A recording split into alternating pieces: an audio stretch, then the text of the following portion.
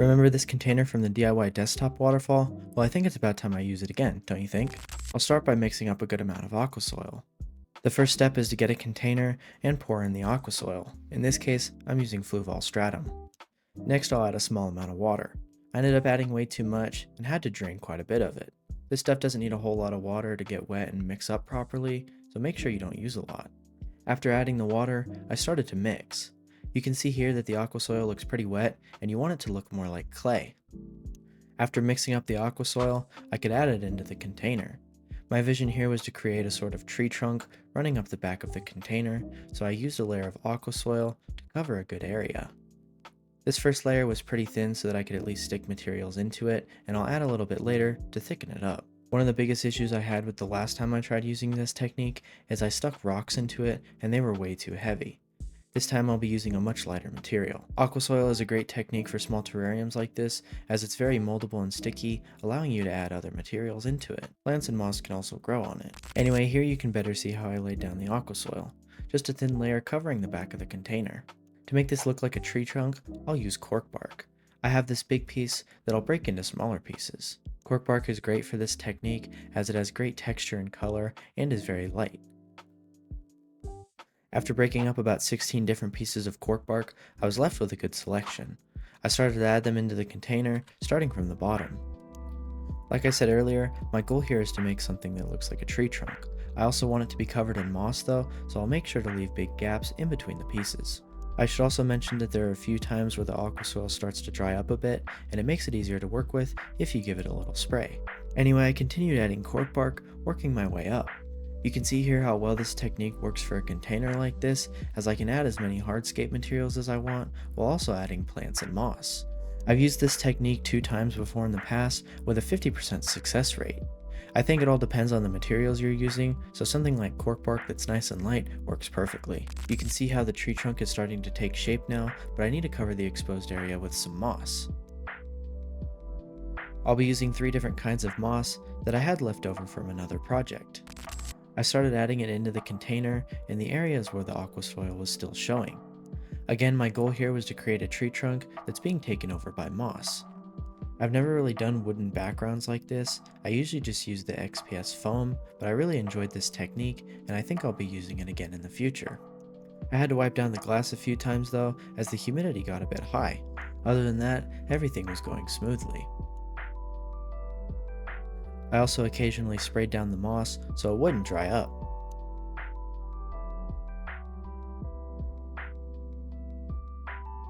As you can see here, some of the moss is super thick, which made it hard to place, so I had to be strategic about it.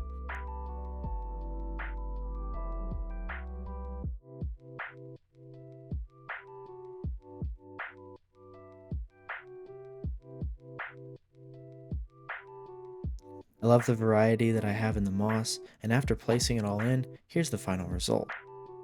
The next thing to take care of is the false bottom, for which I'll be using white sand. I poured a thin layer into the container. I then laid down a piece of mesh and set the container on top of it. I then went around it with an X-Acto knife and cut out a piece.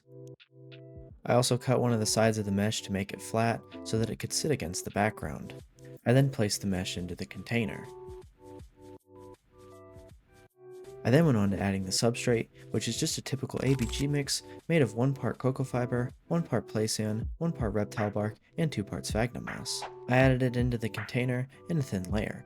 It doesn't need to be too thick as there won't be that many plants here, mostly moss. Like usual, I sloped it up towards the back to create depth. I then wiped down the glass for better visibility. Then I started to add the remaining moss. I also wanted to blend the tree trunk look a little bit, so I added a few more pieces of cork bark here and there. Normally for this kind of thing I would use stones, so it was kind of weird not to use any. Anyways, I continued adding the moss.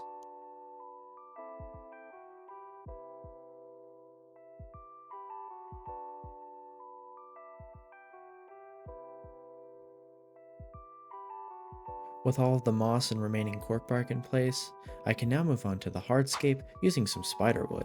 I wanted to create a sort of dead vine look over the tree trunk. Like usual, I started with the largest hardscape element and worked my way down all the way to the smallest. Keeping in mind the way that all of the branches were flowing helped me achieve that vining look that I mentioned earlier. There were a few pieces like this one in the middle and one that I decided to place on the right side that I needed to attach with a little more aqua soil. Again, the aqua soil is super nice for little fixes like that. Here you can see me just adding a small piece and sticking the branch to it. Very rarely do I ever get a hardscape right first try, however this was one of them. I decided to take it apart though, just to see if I could get anything different. I ended up going back to the original one, and I tried adding a few more pieces of cork bark, but those didn't work either. Here you can see me reconstructing the original scape while still trying a few different things.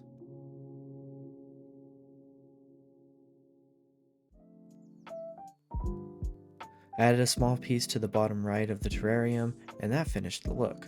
I think it looks amazing. It has that tree trunk covered in dead vines look that I really wanted. I decided to further embellish it with a few botanicals. I'm really glad that I added these, as I felt like it was looking a bit bland, and these add a lot of visual interest.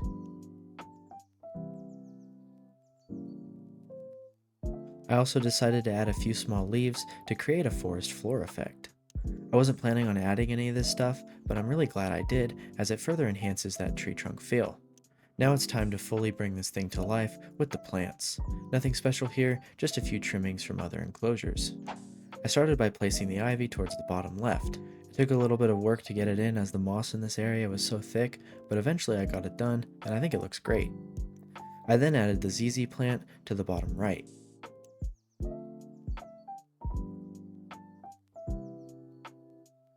The final plant I added was a little cutting of a palm.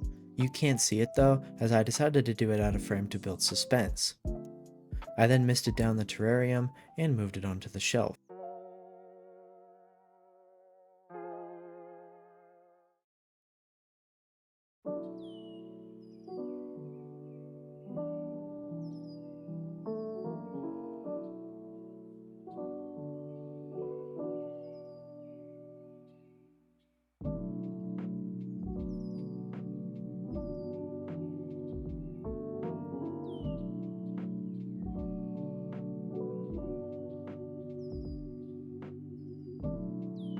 The tropical tree trunk terrarium. Honestly, I had no intentions of making this project until I was in the animal room just fiddling around with some things. I'm really glad I did make it though, as I really love the end result.